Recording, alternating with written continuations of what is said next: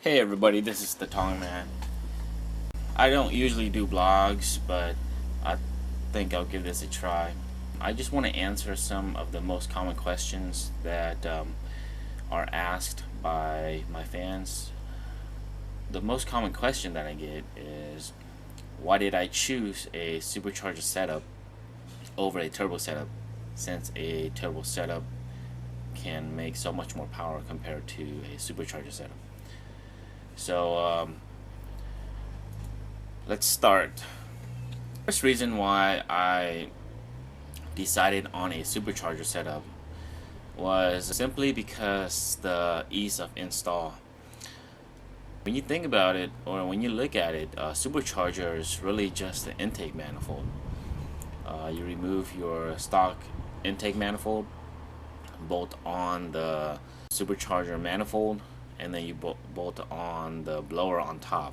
Run the belt, attach your intake, and that's pretty much it. That as far as install goes, it's easier. You don't have to go behind your engine and work in a cramped area. Remove your header, install the turbo manifold and the turbo underneath.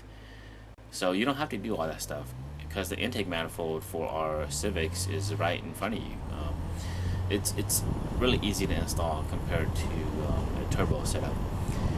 And I'm not saying that installing a turbo is hard or difficult. It's just less work compared to installing a turbo. Especially for somebody who is not too mechanically inclined. Even if you haven't done a supercharger install before, and you get into it, try to install it, it's really simple. I also like the instant boost that you get from a supercharger, because the moment you step on the gas pedal, you get boost. Unlike a turbo setup where you floor the gas pedal, you wait for a second or 2 seconds before the turbo spools, and then you get boost, which is after 3,000 RPM, get full boost. The boost is fun. I've had turbo cars before, and it is fun, but anything before boost, that boost lag, it's not fun. Plus, my Civic is, or was my daily driver. I drive to work 5 days a week, and I put like 40 miles on my car every day. So not having to rev my car all the way up to 8,000 or 8,600, which is what my redline is set at, it's more satisfying for me to drive it every day and be able to feel that boost at around 3,000 5,000 RPM when I shift. So as a daily driver, I would recommend a supercharger over a turbo, because in a turbo setup, anything below 3,000 RPM, you feel just hella slow. Next is carb legality of the Comtech supercharger kit. It's carb legal, so say you have to smog your car. You can smog your car without having to take out the supercharger. And if you get pulled over for whatever reason and you have to pop your hood, it's one less thing for cops to harass you about, because it's carb legal. You have that sticker, and they can run that sticker. They can run the numbers, and it'll show up that, oh yeah, it's legal. So it's just one less headache that you have to deal with if you have to deal with cops trying to get you for something, because cops always try to get you for something. Also, since our intake manifold is right there in front of us, it could be an engine bay blade. If you are into car shows and you pop your hood, you can see the supercharger, the blower right there, and everybody, that's what they see when they first look at your engine. So, wow, it's a supercharger.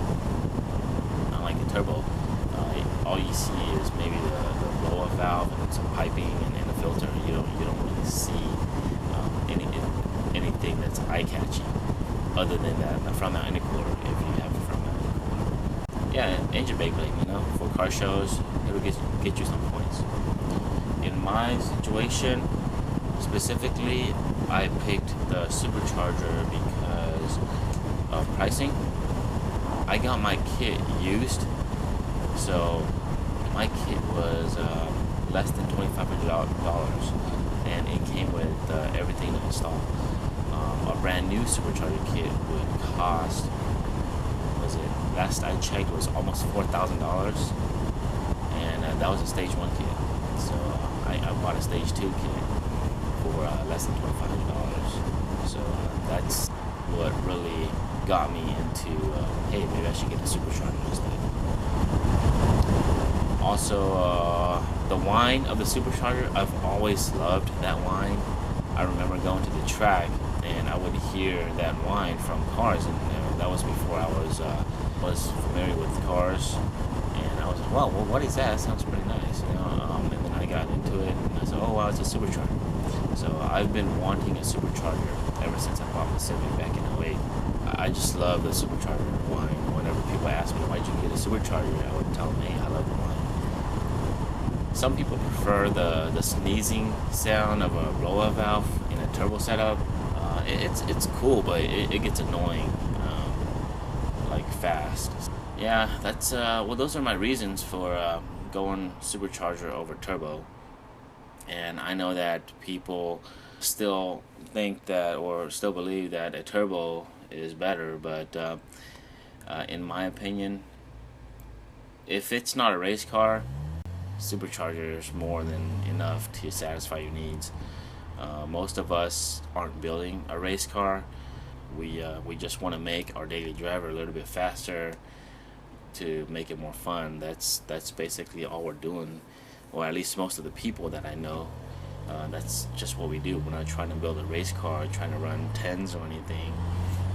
As my daily driver, I'm actually pretty impressed at how well it's doing at the track. If you keep up to date with my videos on YouTube, I was able to run 11s with my Supercharger setup. Coming at this as just a daily driver, and I want to make it more fun, and I'm still running good times at the track, and I'm also beating a lot of turbo setup, you know. Like, what's wrong about it? There's nothing wrong about it, you know. Even though people say, hey, Superchargers are really good compared to turbos, but I beat a lot of turbo setup, and I'm doing really good at the track, so I really can't say anything bad about a Supercharger.